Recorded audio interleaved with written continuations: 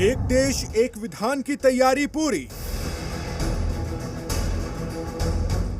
एक घर में परिवार के एक सदस्य के लिए एक कानून हो, परिवार के दूसरे सदस्य के लिए दूसरा कानून हो, तो क्या वो घर चल पाएगा क्या?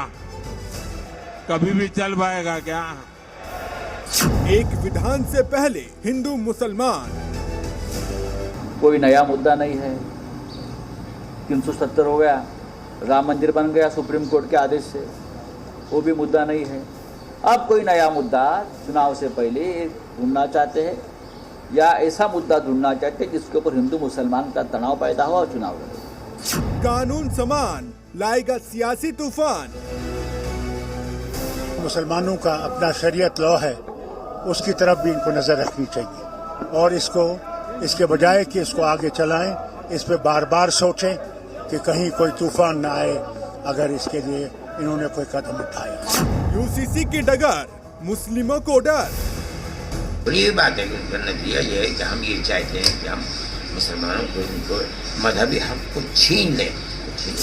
एक विधान से संविधान का मान। हम जो करने जा रहे हैं, जो बात संविधान के निर्माताओं ने नीति निर्देशक सिद्धांत में संविधान में लिखी है, उसी को लागू करने जा रहे हैं, उन्हीं के वचन को पूरा करने जा रहे हैं। नमस्कार, आप देख रहे हैं न्यूज स्पेशल और मैं हूं आपके साथ राहुल सिन्हा। प्रधानमंत्री नरेंद्र मोदी ने 2024 के लोकसभा चुनाव का एजेंडा लगभग तय कर दिया है। यूनिफॉर्म सिविल कोड को लेकर कल पीएम मोदी ने जिस तरह से खुलकर बात की और विपक्ष पर गंभीर आरोप लगाए, उससे साफ है कि बीजेपी 2024 के चुनाव में यूनिफॉर्म सिविल कोड पर दांव लगाएगी। पीएम मोदी ने कहा कि देश के मुसलमानों को यह समझना होगा कि कौन से राजनीतिक दल भड़काकर सियासी फायदा ले रहे हैं। पीएम ने पूछा कि एक घर में एक सदस्य के लिए एक कानून और दूसरे सदस्य के लिए दूसरा कानून हो तो क्या घर चल पाएगा? क्या ऐसी दोहरी व्यवस्था से देश चल पाएगा?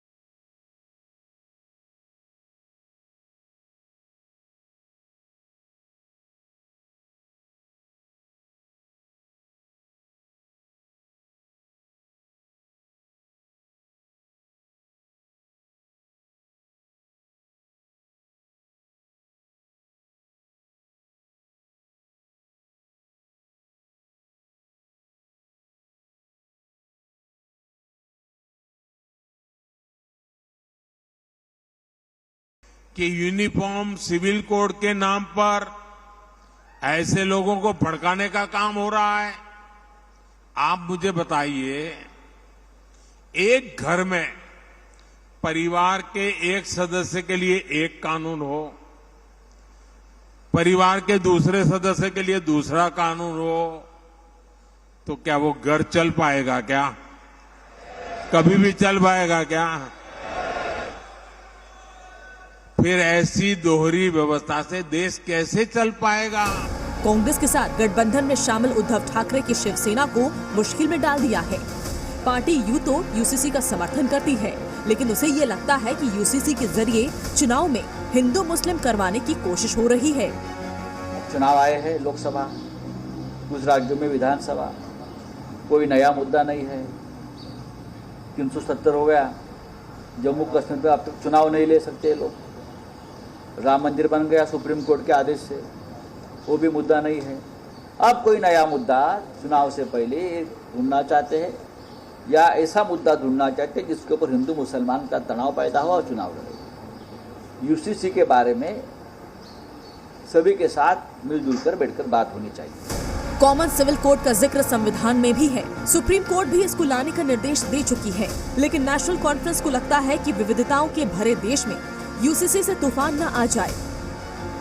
जो आजकल ये कर रहे हैं कि यूनिफाइड कॉमन कोड होना चाहिए, मैं समझता हूँ उसकी तरफ इनको सोचना चाहिए। ये मुल्क डाइवर्स है, इसमें हर किस्म के लोग रहते हैं, हर मजहब रहता है, हर जबान के लोग रहते हैं, हर सोच के लोग रहते हैं और मुसलमानों का अपना शरीयत लॉ है, उसकी तरफ भी इनको नज़र रखनी चाहिए और इसके बजाय कि इसको आगे चलाएं, इस पे बार बार सोचें कि कहीं कोई तूफान न आए अगर इसके लिए इन्होंने कोई कदम उठाया। संविधान ने आर्टिकल 44 में सबको निर्देश दिया है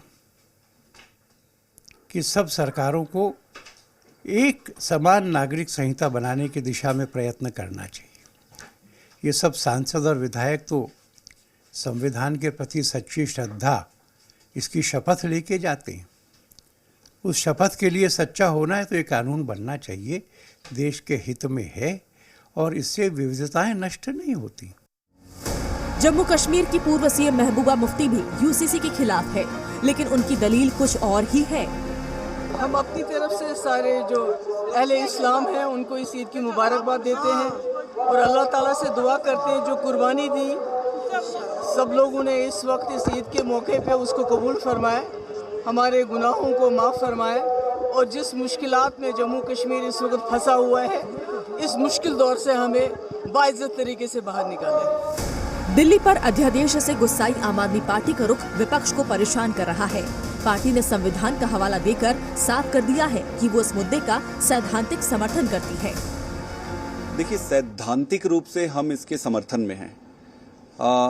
आर्टिकल 44 भी इसका समर्थन करती है कि देश में यूसीसी होनी चाहिए, लेकिन चूंकि यह मुद्दा ऐसा है जिसमें कि सभी धर्म संप्रदाय से जुड़ा हुआ है, इसलिए हम ये चाहते हैं कि इस मुद्दे के लिए वाइडर कंसल्टेशन हो, लार्ज स्केल पर बातचीत हो सभी धर्म से, सभी संप्रदाय से, सभी राजनीतिक दलों से। कुछ मुद्दे ऐसे होते हैं जो आने वाले समय पर आप रिवर्स नहीं कर सकते, कुछ मुद्दे ऐसे होते हैं जो देश के लिए बहुत मूलभूत होते हैं। ऐसे मूलभूत मुद्दों पर अथॉरिटेरियन तरीके से जाना वो ठीक नहीं होगा, तो वाइडर कंसल्टेशन की ज़रूरत है। सबसे बातचीत करके कंसेंसस बिल्ड करनी चाहिए इस पर, यह हमारा मानना है। एनडीए से अलग हो चुकी शिरोमणि अकाली दल को भी यही लगता है कि कॉमन सिविल कोड अल्पसंख्यकों के हित में नहीं है। यूनिफॉर्म सिविल कोड का संबंध शिरोमणि अकाली दल इस पक्ष में नहीं है कि इसको लागू किया जाए, क्योंकि जितने भी डिफरेंट पर्सनल लॉज हैं वो उनकी रूट जो हैं उन धर्मों के जो धार्मिक ग्रंथ हैं उनमें से। तो जो 21वां लॉ कमीशन था, आप उसकी कंसल्टेशन रिपोर्ट पढ़िए, उसने बहुत से लोगों का ओपिनियन लेकर ये कहा था कि ये जो यूनिफॉर्म सिविल कोड है ये ना तो डिजायरेबल है ना फीजिबल है। यूसीसी पर प्रधानमंत्री नरेंद्र मोदी का बयान ऐसे वक्त में आया है जब 2024 के चुनाव में टक्कर देने के लिए विपक्ष मजबूत मोर्चा बनाने की कोशिश कर रहा था।